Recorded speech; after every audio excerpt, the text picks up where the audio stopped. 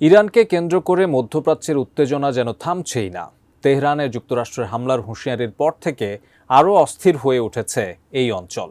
এবার সামনে আসলো ইরানে হামলা নিয়ে ট্রাম্পের নতুন পরিকল্পনার তথ্য। বিস্তারিত জানাচ্ছেন সাদিয়া সিদ্দিকা।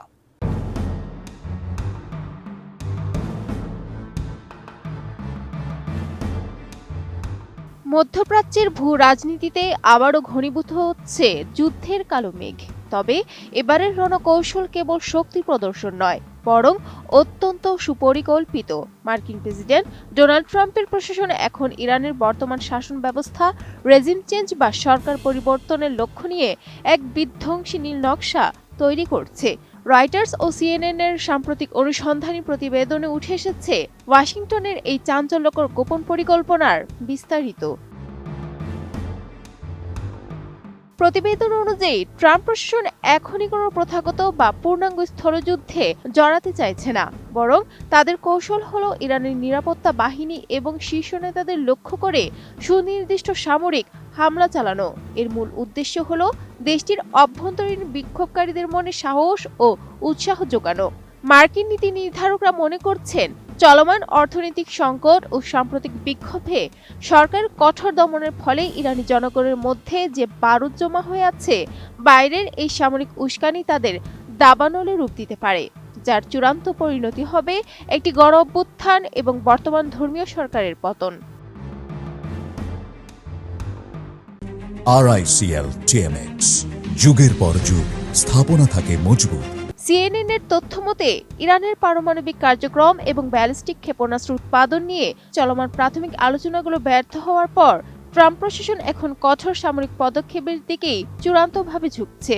ট্রাম্পের উপদেষ্টারা ইতিমধ্যে ইরানের ব্যালিস্টিক ক্ষেপণাস্ত্র কর্মসূচি এবং পারমাণবিক সমৃদ্ধকরণ কেন্দ্রগুলোতে বড় ধরনের হামলার বিকল্প নিয়ে আলোচনা করেছেন। মার্কিন মিত্র দেশগুলোতে আঘাত হানতে সক্ষম এই ক্ষেপণাস্ত্রগুলোকে নিষ্ক্রিয় করাই এখন ওয়াশিংটনের প্রাথমিক লক্ষ্য। তবে মার্কিন প্রেসিডেন্ট ডোনাল্ড ট্রাম্প সামরিক পথে এগোবেন কিনা সে বিষয়ে এখনও চূড়ান্ত সিদ্ধান্ত নেননি বলে জানা গেছে। এদিকে যুক্তরাষ্ট্রের এই পরিকল্পনা নিয়ে গভীর সংশয় প্রকাশ করেছেন ইসরায়েলি ও আরব কর্মকর্তারা। রয়টার্সের সাথে আলাপকালে এক জ্যেষ্ঠ ইসরায়েলি কর্মকর্তা সতর্ক দিয়ে বলেছেন, শুধুমাত্র আকাশপথে হামলা চালিয়ে ইরানের কয়েক দশকের পুরনো শাসন ব্যবস্থাকে উৎখাত করা সম্ভব নয়। তিনি সাফ জানিয়েছেন, যদি ওয়াশিংটনের প্রকৃত লক্ষ্য শাসন পরিবর্তন হয়, তবে আকাশপথের পাশাপাশি স্থল বাহিনী পাঠানো হবে অপরিহার্য। এমনকি সর্বোচ্চ নেতা আয়াতুল্লাহ আলী খামেনিকে হত্যা করা হলেও ব্যবস্থার আমূল পরিবর্তন হবে না, কারণ সেখানে নতুন নেতৃত্ব দ্রুত স্থলাভিষিক্ত হবে। বিশ্লেষকদের মতে, ইরানের রাজনৈতিক গতিপথ বদলাতে হলে কেবল বাইরের চাপ যথেষ্ট নয়, প্রয়োজন সুসংগঠিত অভ্যন্তরীণ বিরোধী শক্তির সমন্বয়। চলমান অস্থিরতা এবং গভীর অর্থনৈতিক সংকটের কারণে ইরানের নেতৃত্ব কিছুটা দুর্বল হয়েছে সত্যি, তবে রাষ্ট্রের ওপর তাদের নিয়ন্ত্রণ এখনও বেশ মজবুত।